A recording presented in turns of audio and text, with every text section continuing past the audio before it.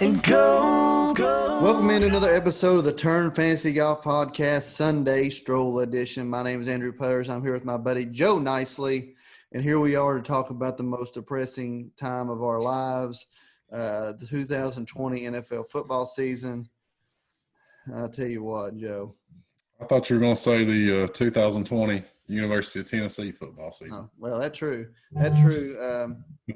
There was Dallas almost upsetting the Pittsburgh Steelers yesterday was exciting, honestly. Yeah. It felt a little bit like football season, to be honest with you, more so than any other time this year, in my opinion. Let's go ahead and I'll do the rundown of the scores. Green Bay annihilates the JV San Francisco 49ers 34-17. Devontae Adams, the best wide receiver in football. Yep, absolutely. Falcons beat Denver Broncos. Who knows who's going to be the coach there, 34-27. Buffalo jumped on the Seattle Seahawks early and went on to win 44-34. Tennessee beats the worst above 500 football team in NFL history, Chicago Bears, 24-17. Baltimore beat the Colts in an absolute boring event, 24-10. Kansas City beat Carolina, one of the most exciting games of the season, 33-31. Minnesota annihilates the Detroit Lions on the soon-to-be coaching move, 34-20. We hope. Giants beat the Washington football team 23-20, keeping their playoff hopes alive at 2-7. Houston Texans hold off the Jacksonville Jaguars 27-25. Vegas beats the LA Chargers in a thriller at the end, 31-26. Falcons West, baby. Chargers are the Falcons West. Absolutely. Pittsburgh, like I said, holds off Dallas 24-19. Miami beats the Cardinals. Tua might be the real deal, 34-31. New Orleans Saints destroy the Tampa Bay Buccaneers, up 28-0 in the first quarter, 38-3.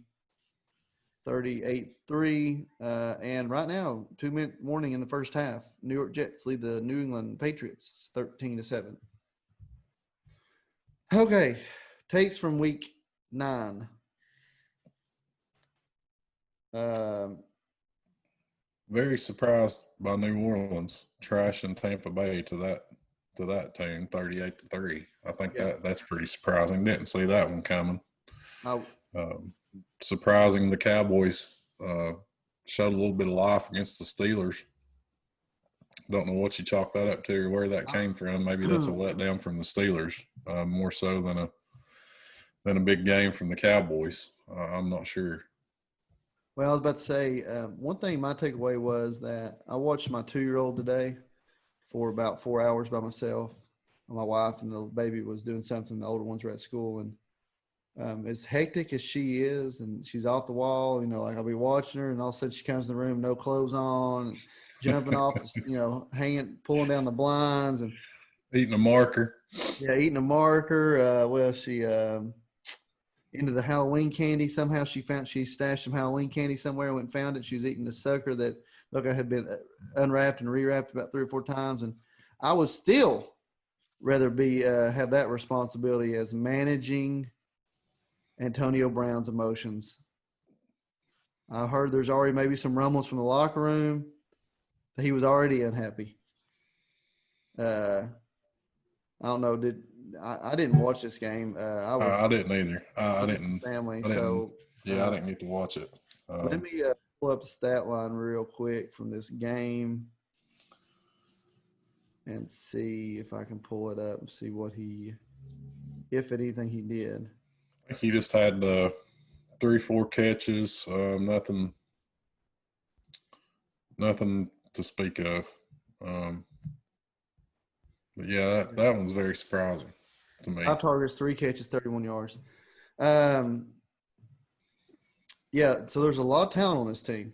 I mean, this is 1, 2, 3, 4. We're talking maybe like 5 first-round draft picks on the offensive end, and we're still having trouble maybe getting them on the same page. We kind of beat it over the head on here, but we talked about a lot at the start of the year. We thought this offense would take a step back, at least from a fantasy perspective, which is kind of what we're focused on here. And that's certainly been the case. Brady's had some good outings, but we've not seen the kind of blow up scores from Evans, Godwin, Winston, like we saw last year. So we thought that might be the case. Kind of a lot of mouths to feed, if you want to try to put it a certain way. A lot of footballs need to be spread around, and Antonio Brown only adds to that. So, I mean, I've been kind of avoiding this Tampa Bay offense, even though from a real life perspective, I think their long term prospects are good, and they're a better team with Brady. But not a fantasy team to target for me this year, Andrew. And I'm not sure about you, but it seems like Ronald Jones is an excellent running back that they just refuse to kind of hand the job over to. They keep getting Leonard Fournette in there. And I think they only ran the ball like 5 or 6 times last night. They were down the whole game, so can't really judge it off that. But just not any fantasy pieces that really stick out that you can depend on this Tampa Bay team. Yeah, I'll tell you another guy that's blowing up off of this game. You said Devontae Adams. What about Dalvin Cook? That dude is a different kind of guy. When that cat gets a foot in the ground in a hole, he's gone. Yeah. When he's healthy, we said it on here last week. We talked about it a bit. He coming off that monster game against Green Bay. When he's healthy, man, he just totally changes their football team. You can argue he's perhaps more important to that offense than any other player in football outside of a few quarterbacks. But when he's healthy, man, he's a different kind of cat, and he changes that offense and really adds a dimension of explosiveness to that offense. So yeah, man, I loved him. I was on him heavily yesterday. He was very popular, but he shaped up great against the Detroit Lions, a team we want to target. With running backs on the ground, and certainly came through big, man. Another huge day for Dalvin Cook. Yeah, absolutely. Tennessee, as far as that goes, a very Tennessee win, 24-17. Same thing with Baltimore. They forced the Colts to play their game. They won 24-10. Both those teams like to keep the ball around the 40 and 50-yard line, hope you make a mistake. That's pretty much what they do, and that's how they win ball games. Boring football is winning football to those guys. The Titans will be very happy to hand it to Derrick Henry 25 times, and like you said, beat you 24-17. And move on to the next week. Ravens will do the same thing. They don't want Lamar Jackson throwing the ball 35, 40 times. If you see Lamar throwing it that many times, they're in trouble. And it's not the game environment that they want. The Colts kind of play a similar type of game, and Baltimore is just better at it and won yesterday. A game that sticks out is Buffalo, Seattle. Play quarterbacks and wide receivers against the Seahawks. Whatever you do, whoever the quarterback and receivers going against Seattle, play them. Josh Allen in a huge get-right spot, he got right. Lit them up, man. Just lit them up. Stephon Diggs, John Brown both had big games.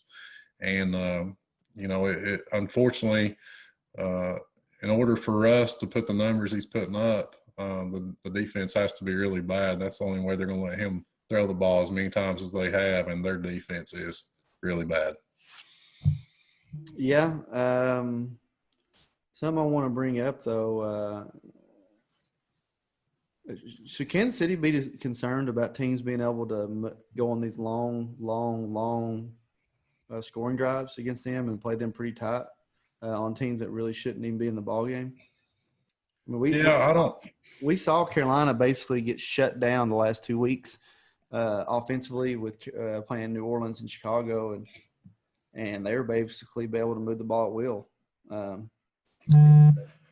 Well, I think what we're going to see is, obviously it's concerning, but it's not something they want to allow to happen. But I think what we're going to see is teams scheme to do that against them. Their game plan, they're building their game plan the week prior to heading into the game around keeping Patrick Mahomes off the field. So I think you're going to see some teams be successful when they're building their whole game plan around that.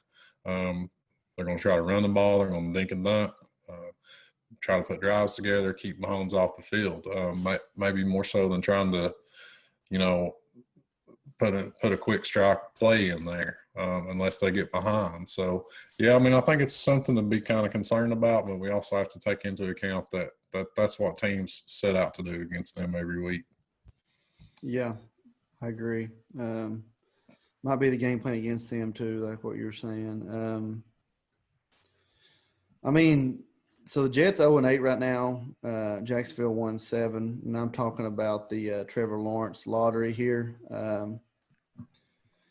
Barring a Joe Flacco 4-win comeback here in the last second half of the season, we have to think Trevor Lawrence is headed up to New York. Unless he pulls an Eli Manning on him. No matter what Jacksonville does, they can't seem to win a game. It seems like they play just about every team good enough to lose by a field goal.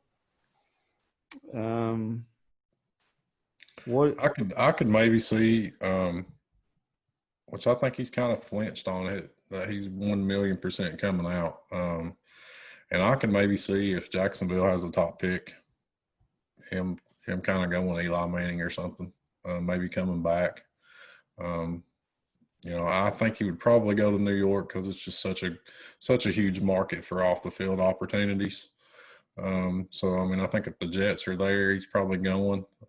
But I could maybe see a scenario where Jacksonville has a top pick and Trevor Lawrence is like, nah, no thanks. Yeah, you gotta think too. You gotta think too, for your sake. I mean, Atlanta was probably the dream destination, right?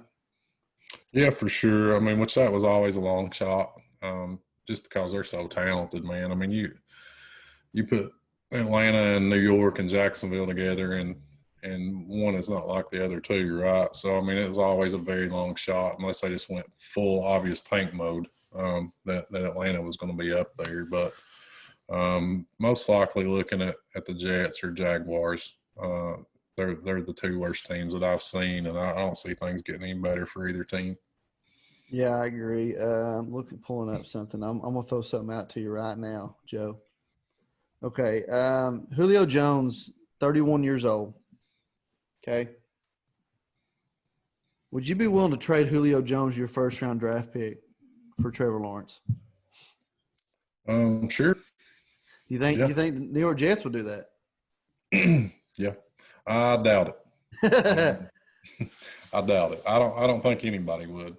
It's a quarterback league, man, and I think for the most part, outside of maybe Dave Gettleman or somebody, or a couple of these still old school guys that are still kicking around, I think everybody realizes that you're going to go as far as your quarterback takes you. A quarterback, especially on a rookie deal, gives you such a huge advantage. That's when we've seen teams make these runs. Patrick Mahomes on his rookie deal won the Super Bowl. Wentz on his rookie deal, they go to the Super Bowl. Russ on his rookie deal, they go to the Super Bowl. It just frees up so much salary space to spend at other positions. And when you have to pay these guys, we're going to see it with the Texans and Deshaun Watson. When you have to pay these guys, you're tied up in so many other spots that it's just tough. So a great rookie quarterback is like the holy grail in the NFL right now. Yeah, I agree. Yeah, you like you said, time after time after time, rookie contract, third year rookie contract is when you see these teams make a run. They've got a year and a half under their belt experience. They've been able to shore up both offensive and defensive lines from a salary standpoint. One more thing on the way out, you said LA Chargers, Atlanta, the West. Coach has got really bad luck, or he's just a bad coach. And also, we do not know what the heck's going on at running back. Justin came out for like half a snap and went to the locker room and didn't play another down. Yeah. Guys at running back I never even heard of.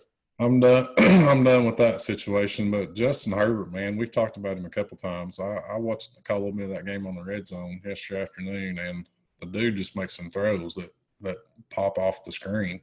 And I feel that he's really good. I think Anthony Lynn is not a good coach, like you kind of touched on there.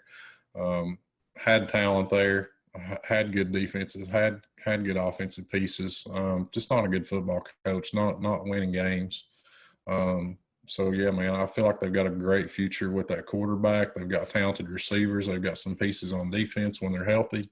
But if it were me, I would be looking to make a coaching change there.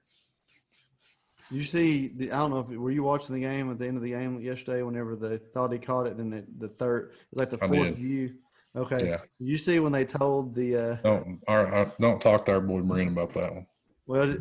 well, did you see? Did you see when they showed the coach the video and he just went, "Oh, the ball." It, it was so funny. Like I don't know. It just, I mean, the guy. Well, his first year they went 14-2, I think. Is that right? Is that his first year? First year they went, or second year they went 14-2. Had the I think best. so, something like that. Yeah. Got smoked by the New England Patriots in the playoffs, and then last year, they won 3 games, but like I think they went 2-14 or 3-13, and they went 3-13, and 12 of the 13 games were decided on the last drive of the game. I mean, very easily could have went 15-1 last year. Yeah, and they've been in the same spot this year. It seems like every game is just comes down to the last couple minutes of the fourth quarter, and they just we joke about Atlanta West, but they always seem to be on the wrong side of it. Yeah, absolutely. Eventually somebody has to take ownership of that. Yeah, that's right. It falls on somewhere, and it usually falls on the coach and the GM. Let's just hope it falls on the Detroit Lions coach and GM. I think we're getting there. Yeah. So anyway, play anybody play wide receivers playing Seattle, Dallas, Atlanta, play running backs playing Green Bay. Stay away from teams against the run on Chicago. And if you're going to be playing Baltimore, Tennessee, you got to know they're going to slow the game down. That's what we got for you today. We're headed into week 10, but we are excited because it's Masters week. Go back and check out our golf podcast on the Masters. Joe, senior editor at Roto Baller on the golf division, and it really spitting out some good info. Come check us out over there. If you like what you heard, give us a like, give us a subscribe. Once again, I'm Andrew Putters. That's Joe Nicely, and this is the Turn Fantasy Golf Podcast Sunday Stroll Edition. Go!